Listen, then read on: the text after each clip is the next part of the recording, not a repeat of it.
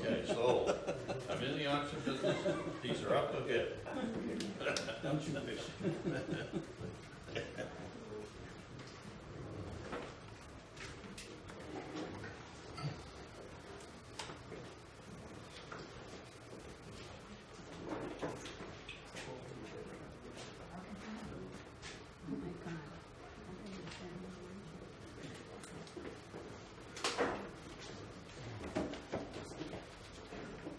Wait for Jennifer. She's right here. She's gonna be sitting right over there.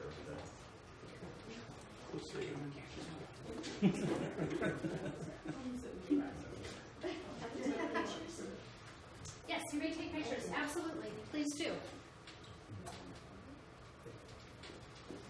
Oh, actually, I'll take a picture of Ted in front of all of them. Can we hold an auction, Jennifer? Yes. Please. Yes, no worries, all the money, but no one can take any birds home. Right. I was asking Jennifer, she had an ordinary crow I could show that you might have started with when he was a kid, you know. Unfortunately, they have good and better. They don't have one of his early pieces, which are very good, but she's got the, what I call challenge grade, his second grade and his top grade. Can I handle? Yeah. Okay. Yeah. Let's take a look at the top grade, and it's got the carved wings and the carved tail. Now, if you wanted to buy that, you probably had to pay Elmer about $2 back when this was made. And if you wanted to buy Does these, anyone feel like, can you feel like you you see wanna well see enough, or do this? you want me to carry it why back don't to you you? bring that back Okay, to yeah. show the top grade? I want to make sure, I mean, we're behind the scenes, let's really get a good look. Right. Yeah, carved wing tips and a carved tail, fluted tail. And that's his top grade.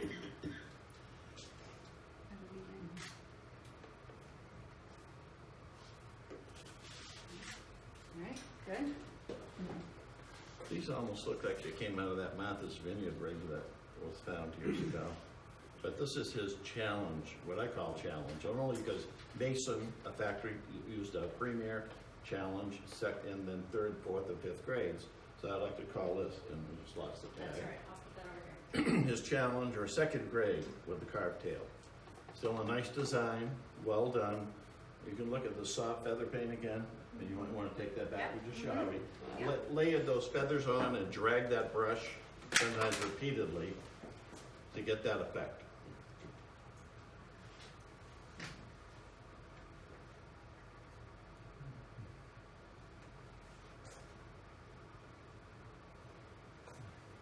Do we have any rough idea of how many pieces he created in his life? I would say a lot less decoys than you think, because they kind of went from there to decoratives. And then the demand for decoys was a lot less, because the demand for decoratives was great. He really, when he's a child, he used to hunt on Long Pond, I think it was Long Pond, and put his decoys out, and they were better than his peers' work. So he'd leave them out overnight, and he'd come back in the morning, go to the doctor, and then they were gone. So what he started doing, he finally said, I got to do something a little different. So he put out a decoy like this, sort of, and he would make the head removable. So he would take the heads with him at night, come back in the morning, and by golly, that thing was still there. People wouldn't take the headless bird. So that's kind of how he got started and all this. And starting, let's go right to miniatures. So, well, he was a commercial decoy maker and the father of American decorative bird carving, still considered.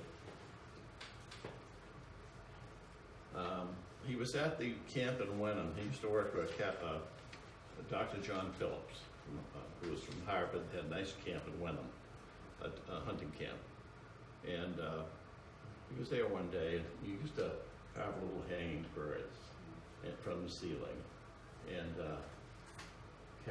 Dr. Phillips' daughters came in one day and begged him, I think it's in your book even, for can I please have one or two of these birds? So he went up and right off the ceiling, and Pop gave the kids some, little kids some birds, the daughters. And that miniature carving was born for that simple act.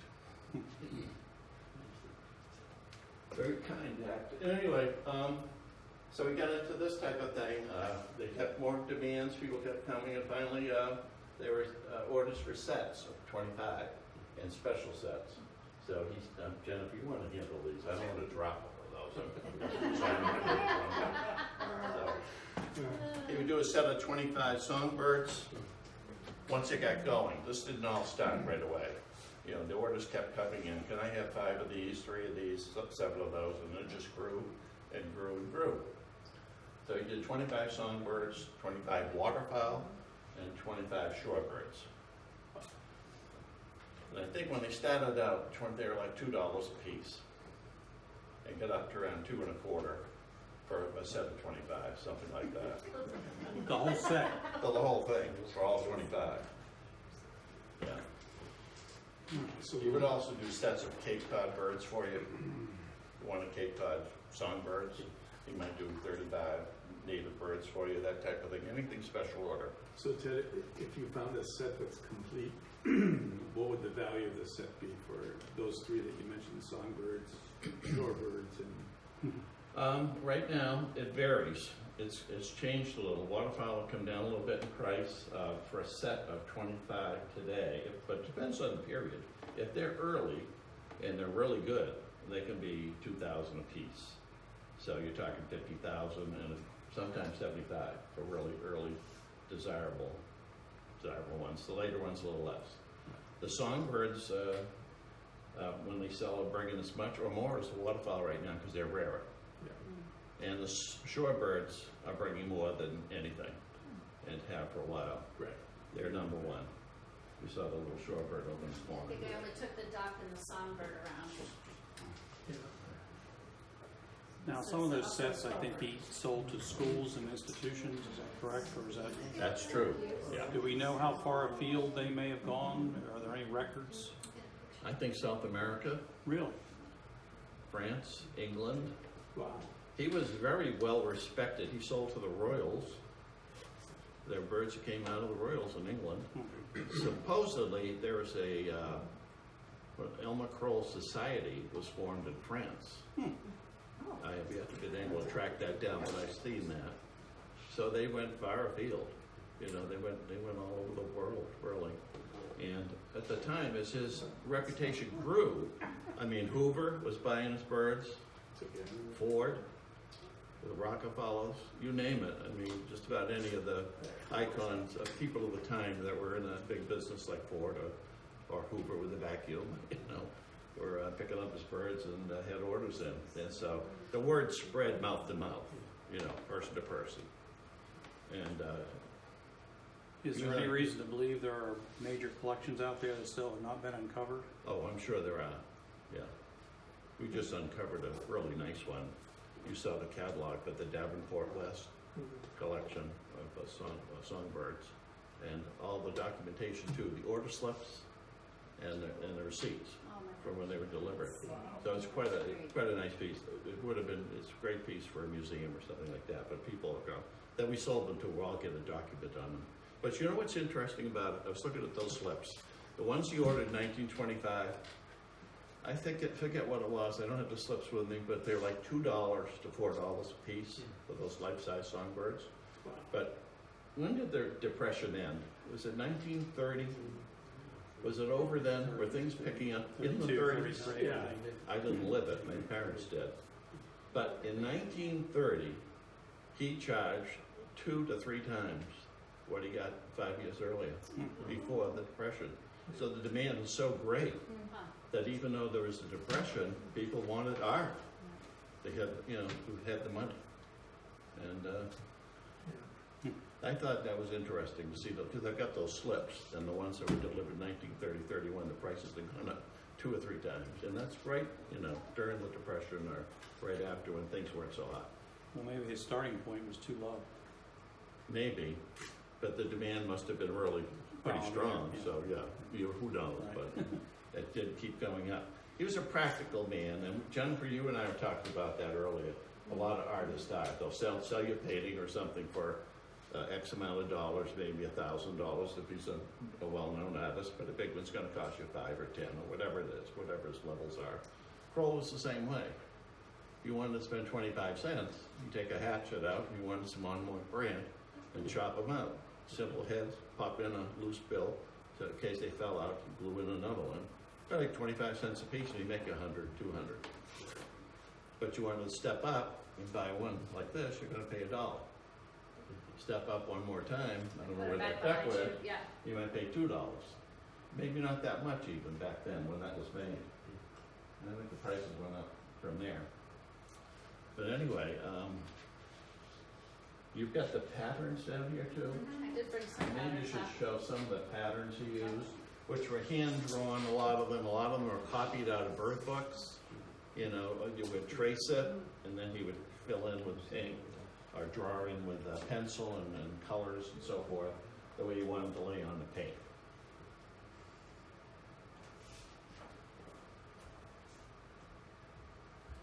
He used a number of books. I'm not sure if does Forbush have pictures of birds in it? I think he had a set of Forbush. And generally, I don't know if he would cut those up, but he cut up a lot of books and would cut out the birds too. You know, had the birds in them. And he often went, he often went Oh. with the color patterns that were in the books. Yeah. And I like this one here to Jennifer's holding because the collection at Heritage actually has one of these here. Right here. Want to show that to them? Or? yeah, what, Isn't that beautiful? Yeah. It had the So we attitude. had the it had pattern, the- yeah, we bought the pattern in that, It's good. those big lots at Eldred's. And then this, we just got a call out of the blue about this bird as a gift to the collection later. Yeah, and then we could match it up with the pattern we already had. Wow. Wow, That's Sorry. fabulous. that's great. I'm gonna put the pattern down so you can get a better look at the bird here. yeah, he had Fuertes, he had Brooks, books, you know, Yeah. with Now, color. Jennifer, what calls this out of the archives to be shown? How do you make those decisions? So it's hard. It was very It difficult. wouldn't be hard for me. When I'm deciding what it is that we're gonna show, it depends what is the exhibit about, how much space do we have to devote to Kroll, Right. what's my message? Am I talking only about the shorebirds, or do I wanna talk about his output overall? We have had this one on exhibit a lot recently, because it happens to be one of my favorites, but it's nice when we can match it up, when we have With the a pattern. carving that we can match with a pattern, and it Pattern. tells our visitors so much more about the pieces and how he was working. Yes, yeah. And I just wanted to see, oh, this one is signed on the bottom too, I should just back up and you can see that. A.E. Kroll, Cape Cod, 1941. Did that have the oval brand or the No, rectangular? it said, got the rectangular brand Okay. on the bottom, that's a little hard to see, but we have that here. You have 2 or 3, get ink Yeah, stamps. and we have the ink stamps he used as well.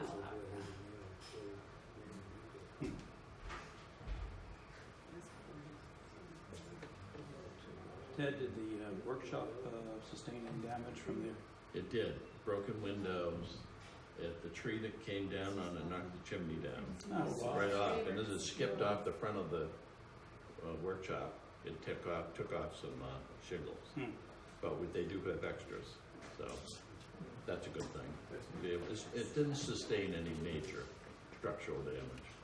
But what a mess. I drove down there a day. I heard that part of town was pretty bad. Oh, it's very bad, yeah. Almost for a mile square. It was nasty.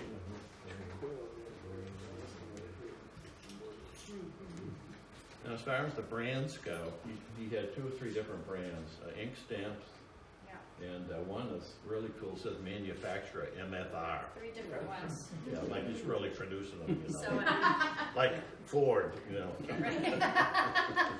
So at one point I inked the stamps, which I was feeling a little bad about. I don't know. But I put them on here so we can see better what they look like. Yeah. Yeah, And then the rectangular brand that you often see on the bottoms is here. That was an easy one to use. Yeah. didn't deteriorate because he didn't heat it. You know, the other one, because he put it in the stove, it broke down. I think he had more than one, but they have one here. Is it broken down? Can you see it? Oh, yeah, The letters have deteriorated. yeah. Yeah. And it used to have, I think, Yeah, a the border rim- all the the way rim is around, and gone now now. it's only, Yeah, it's pretty much only, you gone. could see the rim just right here remaining, but otherwise it's gone all the way around. Mhm. Any So- evidence that these have been forged at any time? Oh, yeah, they had been forged. There was one that was forged. I know where it is, and it's going to be taken care of, but it's not going any further. But it was used on a few things. They were legitimate scrolls, and they liked to put the oval stamp on it because the oval stamp birds would bring more money. I have seen it on the bottom of copies, but they were cut in. They tried to do it by themselves with knives and stuff that weren't very good, you know. But no evidence of actual forged birds? I think they're not good enough to fool someone who really knows birds. You know, they're not Yeah, that good. there was one on eBay last year, a songbird, and you could tell from the pictures that it wasn't. Was it? So It you wasn't would, right. start from What's here. the Got it? approximate dates on the stamps and the? That is early. I think he started using that, which we're not sure, 1912, 14, 15. Yeah.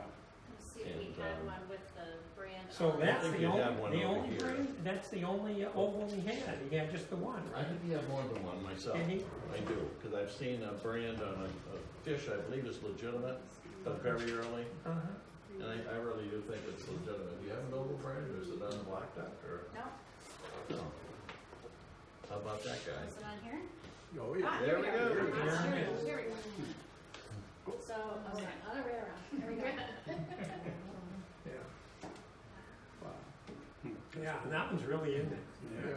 But the rim is already Deteriorated. corroded, deteriorated, yeah. I think it broke down rapidly, I mean, Yeah. within 5 or 10 years. Yeah. And The so quality the was probably Sorry. good. punch stamp made more sense.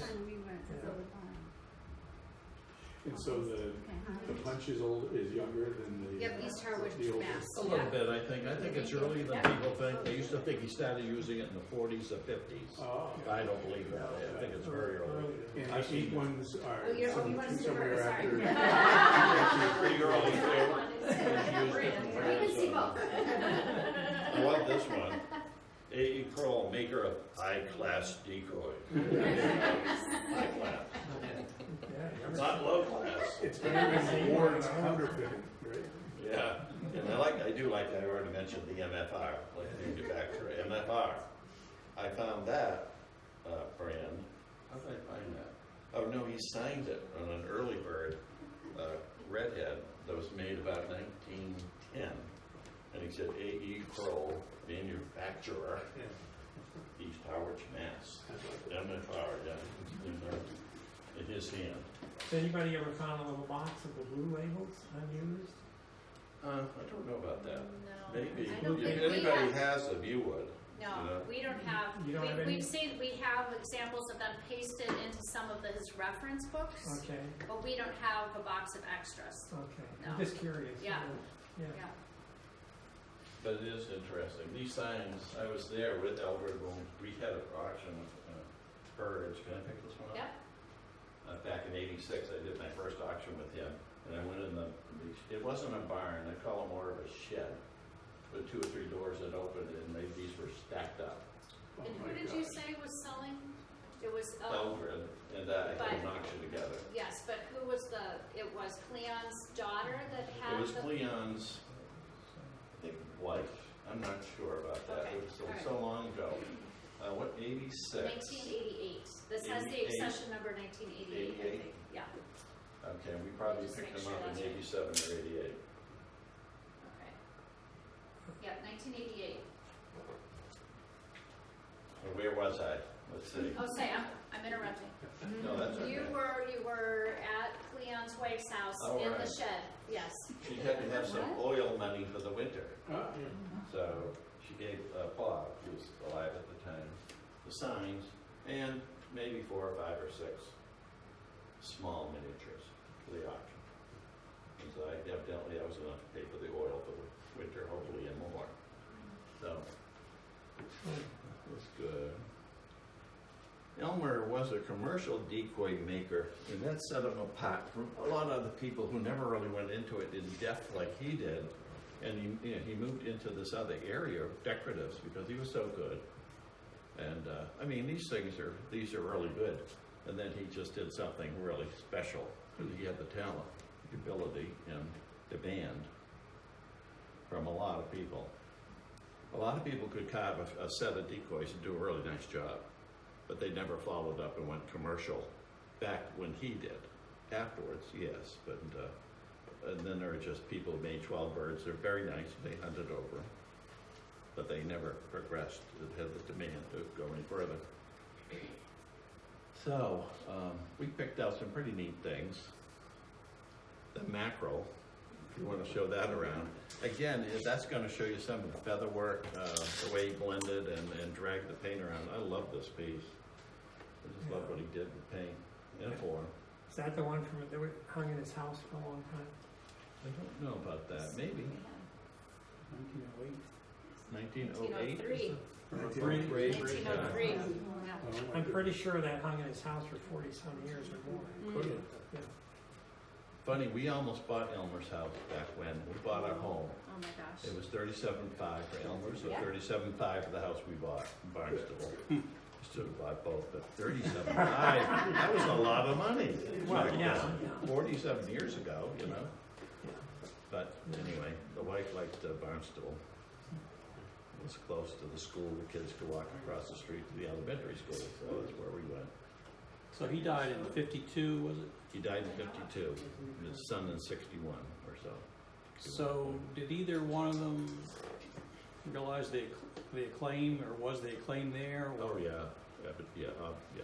He was a very humble man, you know, very humble, and but he had to know when you have Ford and the Rockefellers or whatever, the Roosevelts, they're going to knock on your door and say, hey, you know, I'd like to order a set of miniatures or 5 life-size flying birds, and the Royals, you know, yeah.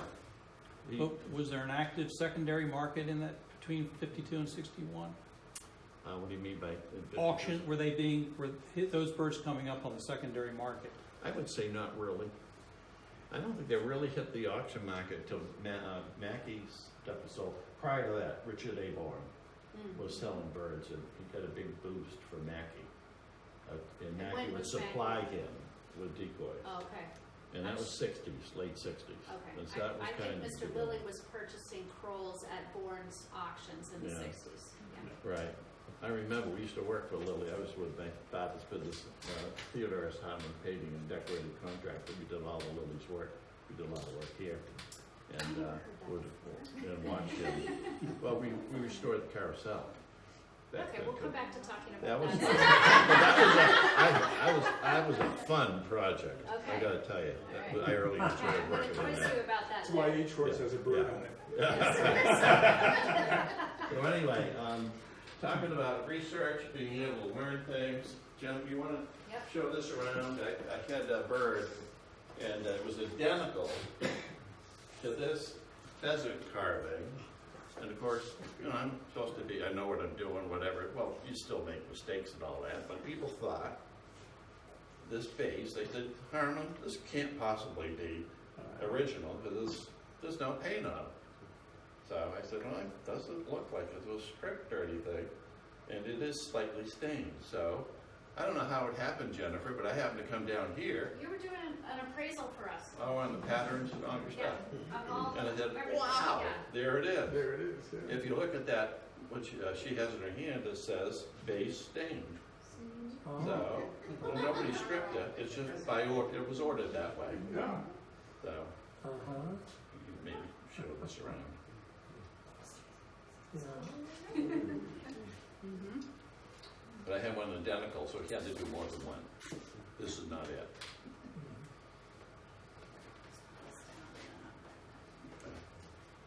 And if I'm boring people running out too much time here, I can. No, we're doing well Cut on this time, short. actually. I just looked. It's actually. Okay. Yeah. Wow. See how this one's, this one has the rectangular stamp on the Yeah. bottom.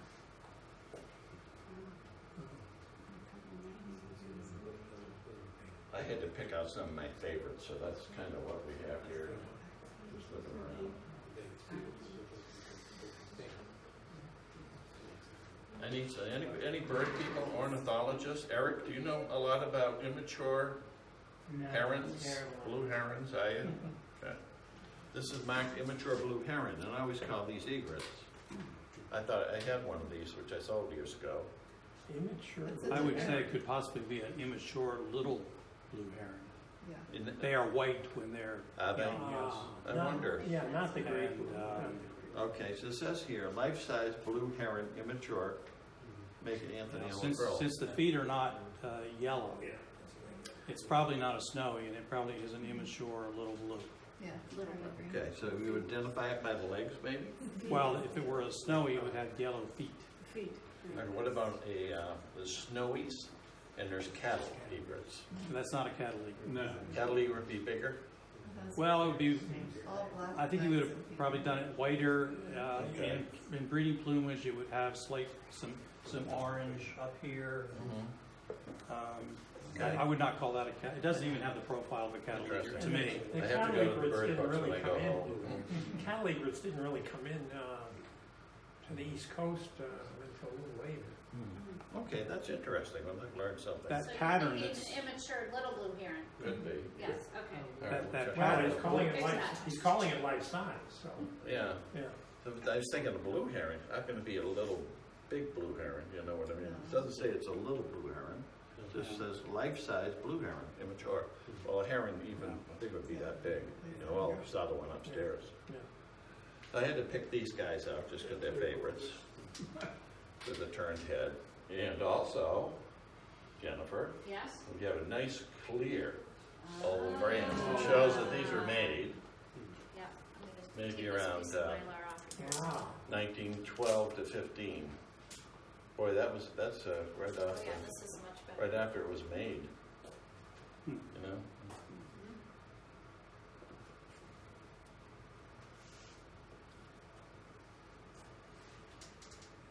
This was only in the oven a few times on the stove, you know, get that thing hot.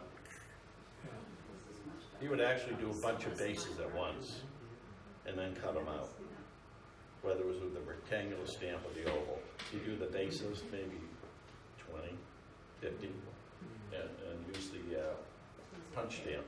Sometimes you'll have a bird with a punch stamp and a half, you know, a little one. So it was just cut out, whoop, zipped out. Now, the paint on these early decoys is obviously much more primitive than when he got into the deckers. Is there a timeline there that makes sense, or did he just jump from that to that? No, As it's far as paint. early paint, but when you look at a decoy and the way it's painted, it's going to be different than a decorative. They want it to look kind of flat, because if you're hunting, you don't want to shine on a bird. Exactly. So they're going to be with dull paints. Well, I guess what I'm asking, when he went to the deckers, did he immediately go to that decorative paint style, or was there sort of an in-between? It evolved. His paint style changed. He took lessons as a young man. And back then, but when he did this, he could do some very elaborate, beautiful feather painting on his mantle birds that look like this, but they were made for the mantle, like the things he made for Dr. Phillips. They're very elaborate. This was paint that he wanted to paint a duck decoy to hunt over, but still it's really cool. Brushed out, really neat. But it's a whole different animal. This is, these are more decorative, and I'll only pick up one of these. But I think they're probably a little bit later. See if it's even dated. It is dated, so it is later. But you can tell the evolution, the way his paint moved and changed, like you were asking, the style, but you can almost look at it and date it from the paint. So what's the date on it? 1940. And is this the same village? Yeah. These are fair. Fair. Yeah. People don't give Cleon enough credit, but he was working with them from around 1920 on, but not steadily, according to Art Gould, who I knew well, and Donald House, who I knew well. He would go out and do jobs. He'd build an addition. He'd put a roof on, shingle a roof. In fact, somebody offered me a shingle that had the oval brand on it once, and I didn't grab it. I forgot, I lost his name, that would have been great for here, you know? So they would do whatever they had to do back then to Yeah. make $1. Yeah, yeah, Did you handle both? Yeah. yeah, So, yeah. Obviously, it was a request for flying birds. Eric, you must get requests for, I guess, on commission for, I love to. huh? I love to. Yeah, It actually is kind of easy, so there's no service. Doesn't seem like the collecting market has made any distinction between 52 and when Cleon took over. you know, Cleon worked with him side by side. I think he knew how to paint and carve. Elmer taught him. I say, would you agree with that statement? There doesn't seem to be any distinction made as far as, Well, some people try to make a distinction, and I think later on, some of the late paint they does it, that's Cleon. But I don't think you could say that. Elmer had to quit carving, a lot of carving because of arthritis. But he still, I'm sure, painted. And they say, some in the books, they said he quit around 1944 or 5. I have one that he made and signed and gifted for Christmas in 1951 for a gal. It's documented in one of my catalogs. And he passed away about 4 weeks later. Wow. So it's one of the last things he made. Yeah. So we know he's capable, it must have Yeah. hurt. And the carving wasn't quite as good, but the paint was still like this. Did Cleon do a lot of the painting of the pairs of mallards, the miniature mallards? I'm sure he worked with them. Yeah. And then we obviously from 51 or 2 on, but after Elmer died, he Right. carried the tradition on and the commercial decoy making on. I think he lost interest a little bit after Elmer died, and then he had a stroke. And the birds he made after he had the stroke weren't very good. Yeah. And those you can identify. You know, you can find one and say, "Ooh, you know, I'm just gonna have to make this one." So, Interesting. but it's hard to know. You know, I think they both worked on birds like this. I want to show this one around. This rectangle stand. It says here person and sure paramount.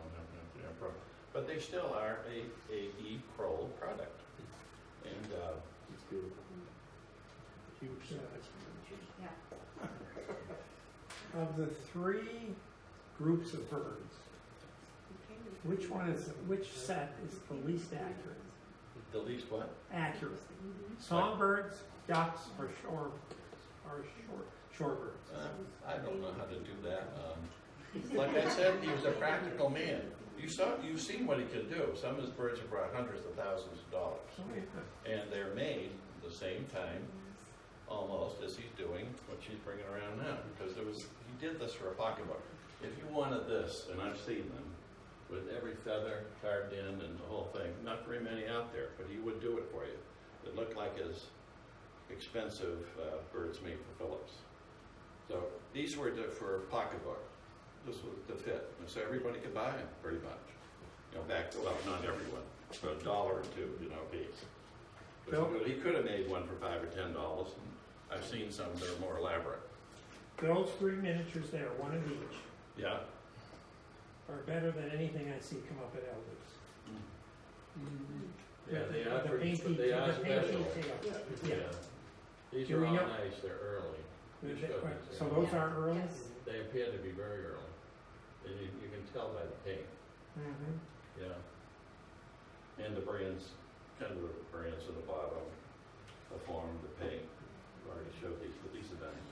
Yeah. They're My very memory is these were ordered by a family on the Cape in the set, directly from the Krolls in the sets. I can't remember the name of the family. I want to say they were in Centerville.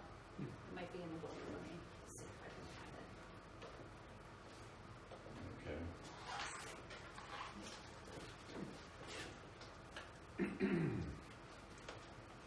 Or Cleon, I think if he made things, they wanted things with Elmer's name on it. People didn't really want something like Cleon, they wanted the dad design things. But we'll get into these when Jennifer's finished. Oh, don't wait for me. Okay. I don't know that I'm gonna be able to find it quickly. What I'll were you see looking- whether what we were you can looking find for? it. The name of the family that ordered these. My Oh. memory is they ordered Oh, 3 sets. 3 sets of, ooh, wow. and they were in Centerville somewhere, and yes, it was early, but I'm not How remembering. about, you lived on the Centerville River? No, it wouldn't be him. I don't know, I'm gonna have to look it up, but don't wait for me, keep going, keep going. Ted, Okay. could you show us the bottom of one of those miniatures again? Sure. Or about two of them? The bottom. Just the bottom.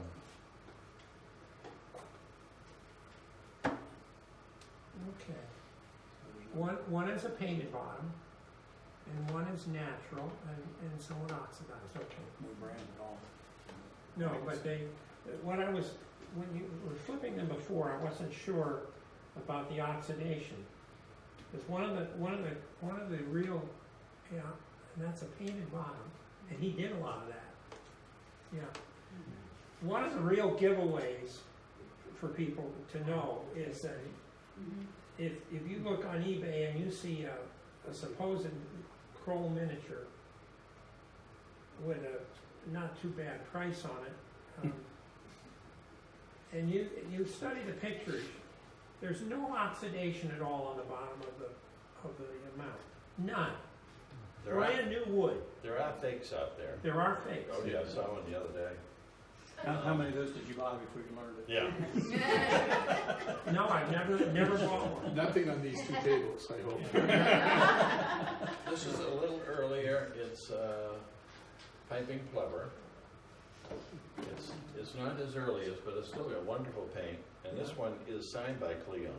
Obviously, he signed it and made it probably after somewhere around 50 or 51, because Elmer wasn't doing a lot by then. But it's also signed C.S. Kroll. And you see a little difference in paint, which is nice, because now you can see. Yeah. I think the first one is a combination of Elmer and Cleon, or Elmer. Who knows? Now, can you The Cleon, and that's well painted though. Yeah, it's well painted. Well painted. can you date anything by the bases, or did they vary all the time? Well, I would say the bases on those you can. You turn them over. You can No, I always just tell. mean the shape. I mean, like with those two and those two that are there, you had 4 different base styles. I wouldn't think so. So Ted, on the miniatures here, they're not stamped, right? They're just signed, No. or you identify them by the shape in the paint? Yes. Okay. So having a Kroll that's not signed is not necessarily a bad thing if it's a Kroll. Can be a very good thing. Yeah. Be a very good thing. Because that sometimes means very early. Yeah. Before that stamp was used, he was making some of his finest decoys. You know, I love the it just grew and grew and grew, and he finally said, I'm gonna have to put my brand on these things, you know. He's proud of what he's doing. People want to brand it. He branded them. Now this one, there it is, got a rectangular stamp, but that's gotta be pretty early. This is the dynamite bird. Yeah, I was gonna say. I mean, I don't know, if this is when you acquired it, maybe 1976.4 or something? Yeah, that's the year we got it into the collection. 76? Oh, but it's beautiful. The fern head, that's splendid.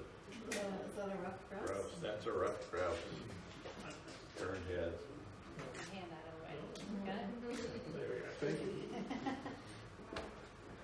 Back when I started in Never business, seen that, Jim. I had the Kroll weather vane that was on top of that barn. And, you know, living week to week, month to month with kids, I had to sell. Twice I've seen it come up as subsidies since. Yeah. I see it again, I'm gonna buy it back.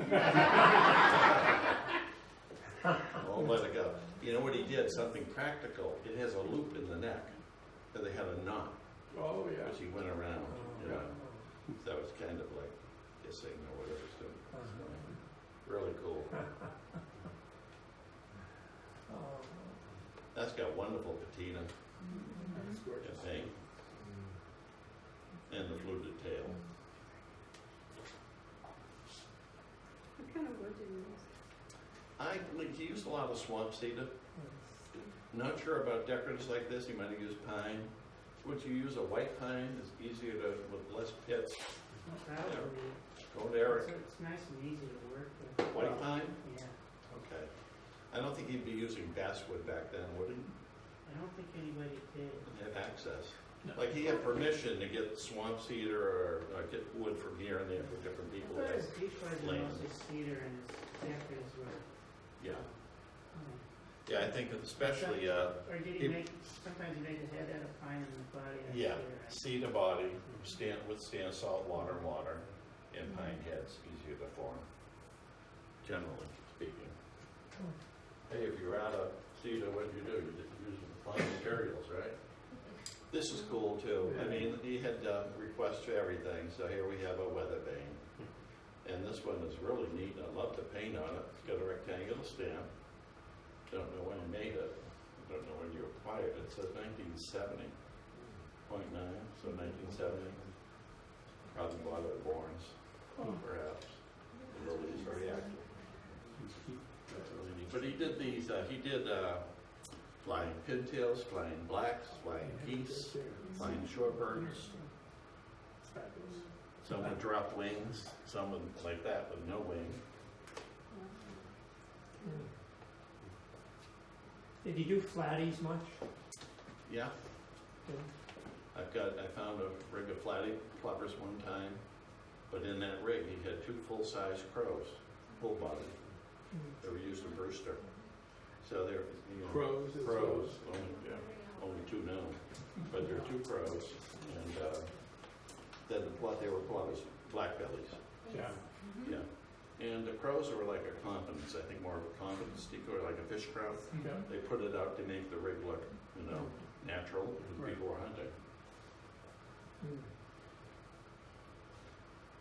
That's pretty cool. I wonder what that was going to be.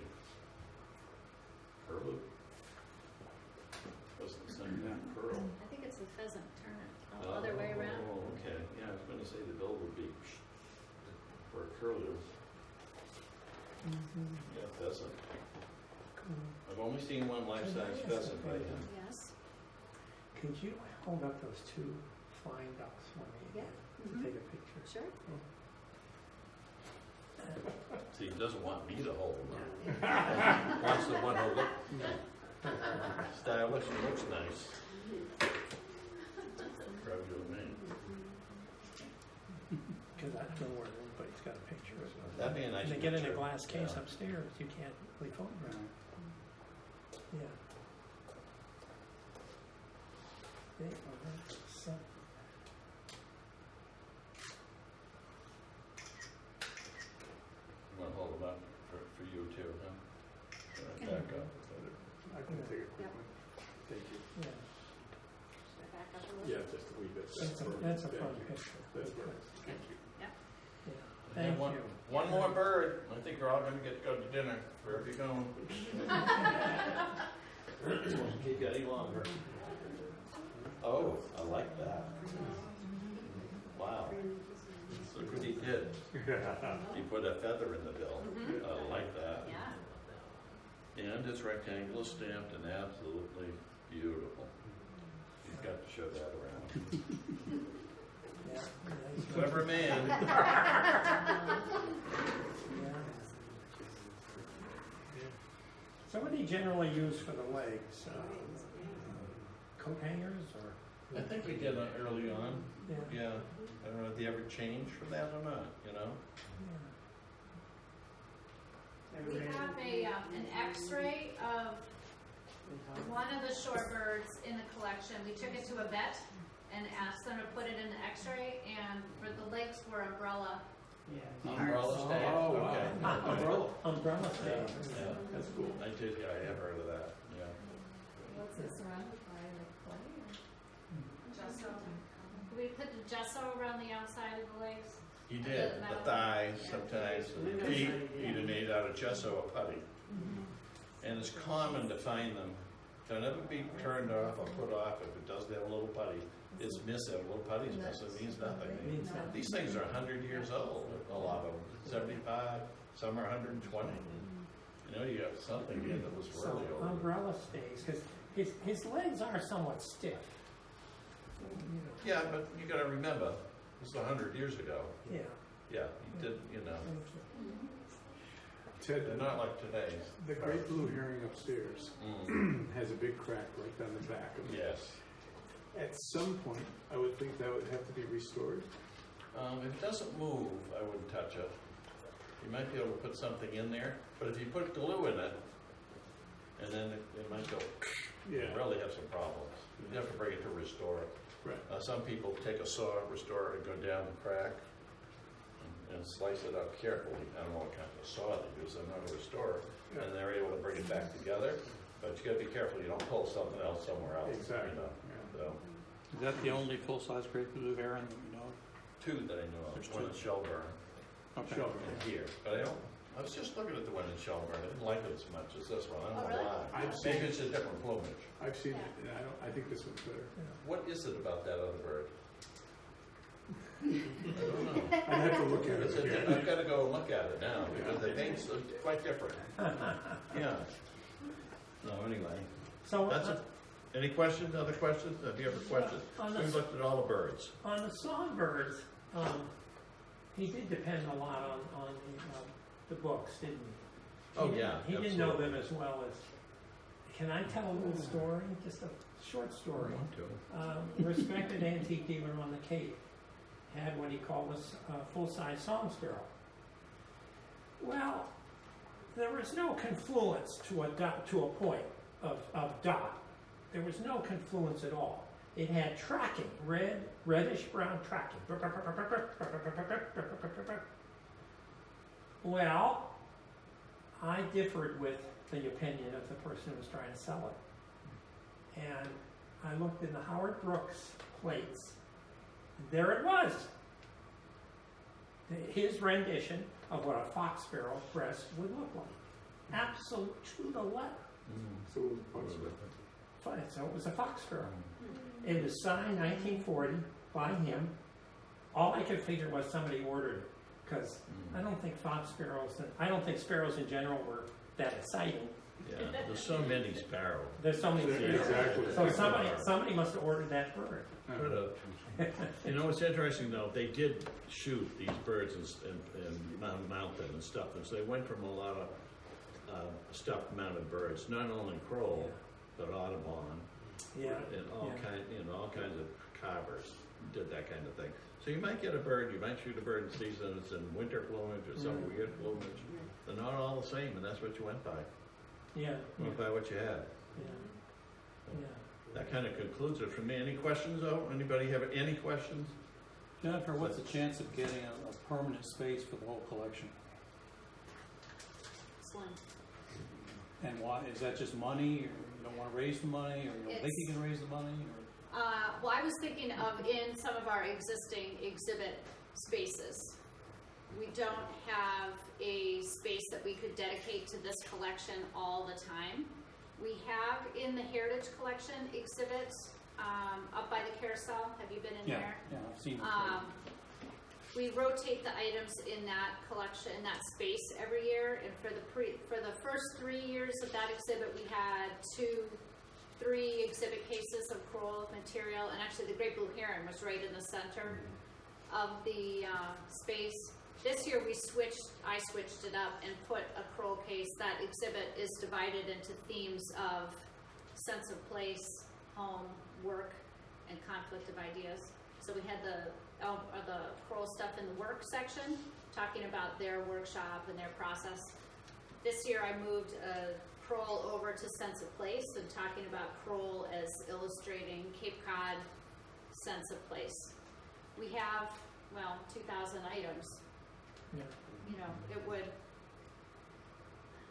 I try and keep some Krolls on exhibit at all times because I know people are looking for them. But to have the whole collection out would be difficult for us to accommodate all But if the you could time. build a dedicated building, That would be a different scenario, yes. Yeah. Yeah. And then we need to look at the feasibility of raising money for that I mean, if there's any climate-controlled, alarm, if there's any staffed- one collection you Right. have that says Cape Cod, Yep, it's Right. this. yep. My It's wife an and I interesting felt that conversation, for sure. when some of the space went to classrooms, Mhm. that, I mean, it's always a problem, Yeah. always. It's but- always a balance. But What Heritage is outhouse- screaming for one more building. Not that it would be Kroll all the time, but one more building. Okay. You're on my side. More exhibit space. Yeah, more Okay. exhibit space. All right. Good. Did you want to show that the Lincoln I brought in? Oh, yeah, Because you know how you sleuth out and figure out stuff? We didn't know who made these things for years, and then these things popped up. And Jennifer has 2 birds in the collection. yeah. They were calling Can't get them them all at the Paines same years time. ago. And only because they were found in the Paine family. Basically, when people found things, they said, well, Paine must have made them. Came out of the Paine house. Yes. But anyway, that's Yeah. a Lincoln in her left hand that was never used. Yeah, this is Paper Ted's. mache. Yeah. Really? Yeah, paper And this mache. is ours. Yeah. And there's theirs. But theirs has some repaint, and the other one is all Yeah, mint let me take Lincoln. the other one around, because you can see, and so we have a pair, this one and this one. How we put puzzles together, and you know, whatever This one. field you're in. It's got a little tail missing. Right, but you can see the Yeah. paper, you can see the newspaper and Oh, see the yes. paper mache Oh, my God. They're very light here, to yeah. carry. Oh, wow. Oh, about Yeah. that. Yeah, I have a funny story about this one. Yeah, We that's a bought good, it- you gotta yeah, tell it. It's a yeah. great story. So we bought this pair of decoys at Eldred's, I don't know, years ago, in 1994. And the story that came with it was this one that has damage to the tail was chewed by a dog at some point. And so, we have a preschool here, so kids that are 4 and 5 come to school here, and we had them down in collection storage last fall, and we like to show them us doing our work when we can. So we were pulling pearl birds for something, probably for the exhibits we were doing this year. And we had them on a sheet with pictures, and they had to find them on the shelf. It was kind of like a hunt and match game and figure out, is this the same bird? And use their observation skills and whatever. So we got this one down, and a boy said, what happened to it? And I said, it got chewed by a dog. And he said, how did a dog get in here?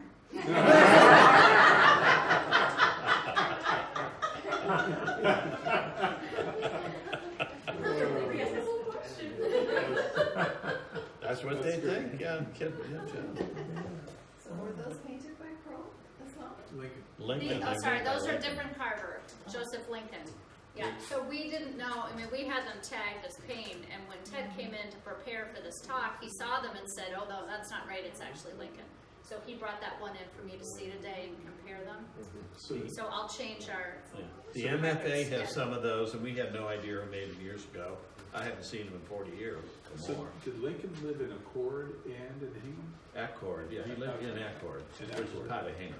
Ah, And he was a contemporary and a commercial decoy maker like Elmer, right. but he just didn't take it to that length, you know. His decoratives are always little decoys, or look like his big decoys. Right. He didn't do much of anything else, you know. Although I seen a weather vane by him, but, you know, he never took it to this, nobody took it to this level in the country. This is the only place, in North America, it's the only place, Cape Cod, Elmer Crow. I don't care where you're at, China, nobody took this bird carving level to this level. And then it just evolved and evolved and evolved, till you get someone like Eric. Back then, I mentioned, said, don't get embarrassed, you're one of the best in the world, and that's where it's gone. Yeah, Could you tell the leaded paint in the x-rays? you can, yeah. And a lot of people like keep it a secret so that fakers don't know about it, but I think they know now. Yeah. What it is, it's a ghosting. If you look at it, it looks like a ghost, kind of, it's ghosting, kind of a shadow. Is it out? And if you put a new piece of wood in and you don't use lead paint on that restoration, it just shows up, you know. Well, you usually use New piece of fail wood. stick and black light, right? Black light, you can fool. X-rays are tougher. They have people in New York now that can do something to the surface so that black light cannot tell. You know, they can get by the black light. So, I mean, now they got X-rays and you have to do samples and that kind of thing, and carbon date, you know, all kinds of things, right? I mean, you know, I know they can do it. I've seen it done. Heard about it being done. We've never done carbon dating, but certainly you've used X-rays. You have to. And when you're selling something that's 100,000 or 50,000, or I don't care what level, you want to get what you're paying for. And sometimes it'll get by me. It'll get by the goalie. You just have, if you sell something bad, it's going to go back, you know, to where it came from. So I can't think of too many that got by me, but they have, you know. It's Yeah, tough. that's why I have to guarantee it. It can be tough, yeah. Yeah. It's a great field. It really is a lot of fun. I've had a lot of fun with it. It's been very good to me. Elmer has been very good to me. So Ted, Remember that joke on it? Baseball has been very good to me. Well, Elmer has been very good to me. on the Antique Roadshow, they'll show an Antique Roadshow 10 years ago or 15 years ago, Right. and what the current price is now, the trends. And then bear. Yeah, the trends go up and down. It seems to me, when I look at those things, the ones that are done by artists that are either dead or are very good, Yeah, the value continues to either stay stable or go or up. go up. What has happened to the value of Elmer Kroll over, let's say, the last 10 years? They some of the things have done this, but most of them have done this, you know, and they'll level out, go up. When I started collecting, believe it or not, Doc Starr was the center of collecting in Duxbury. And this guy, poor guy, he didn't like Krolls. So for me, that was wonderful. Because I was able to buy them. People actually would pan Krolls. And it would leave an opportunity, because I love them. I mean, I think they're wonderful. They are, you know. But anyway, so there are always opportunities. That was a great opportunity for a long time. But again, when they do this, good time to buy, because if they're good, you buy good things, you know. You don't want to buy this when it's not good. There's something wrong with it. I sat at Eldred's about 5 years ago in November, and lots and lots of Kroll miniatures came up, and they all hammered at between 550, 600, 650, 700 was the top. And I didn't get any of them because I was being conservative. Yeah, I know. And it was an elderly couple, don't know who, bought them all. Yeah. Everyone. I'm at the packing area when he comes. He looks at me and he says, "At these prices, I had to buy them all." So there was a little dip there. Right. Always been dips, you know. Yeah. Well, you know Steve, we've done a lot with. We went to a Skinner sale together one year when they were bringing nothing. You know, we bought just about everything there for 200 to 400 piece in the miniature area. Then shortly after, went up to 2,000. Yeah. It's demand. Right now we have a little lull because some of my friends passed away. Joe French, Howie Waddell, and 2 or 3 others who pushed the market. They're gone, and their collections have gone. But people will come back to this. They always have. You know, they're too good. They're too good. Now, the problem with eliminating the top 10% of the whole antique world in any field, these generation Y and Z are not into this stuff. They're into this stuff. But are they? Is there an indication that there is a young market but with you this? know what? It's different. When I started, I could buy a decoy for $16 to $18 to get a nice decoy. A Kroll, you had to spend $50 to $100 to get a really good one. Today, you got to step up to 2010, 20, and you have to have a going, thriving business. So it takes people longer. You can't start at 16 like I did, or 18 or 20, unless you've got a trust fund or inherited a few million. But you're seeing a strong young market. Oh, God, yeah. Okay. And some of these guys are just going after the 300,000, the 2, the 5, you know. But that's a different. But they made it. Yeah, they just, you know. But yeah, and then there are those who have a lot of money buying up 5 to 10 to 15 to 20, and there are plenty of people, got hedge fund guys who buy these things that also are conservative. They won't spend over 10 to 20, you know. And then other people, you know. If I had $1 billion or $2 billion, I'd be a lot. Yeah, I'd give it help. I just hope they're buying them for the right reason. I hope they really Yeah, like and they them. do love them, you know. They do love them. I remember walking to the Skinners and seeing that sleeper one time, and the one with the wings out. And I tried to buy it, and I couldn't buy the sleeper. It went for $40,000, which was a lot of money back then. And the wings out was $25,000, and those have since sold for $600,000 or whatever. You know, Sleepers went for $800. they're gorgeous, but I mean that's Kroll at his best, you know. And when he's doing something for the mantle, not shoot over, you know. But he did some great stuff to shoot over too. People don't understand the market of how good those are versus the pretty ones that he made for the mantle, like the Phillips birds, you know. They weren't ever used. I like the gunning birds myself. But And I like decorators like this too. Anyway, any other questions? Wow. Thanks, it was great. Thank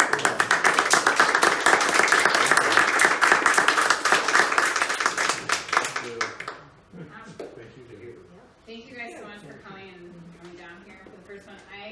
If you have a minute, and you would like to ask any other questions, feel free. Also, if you could do a literally 30-second survey for me on your way out, that would really help me.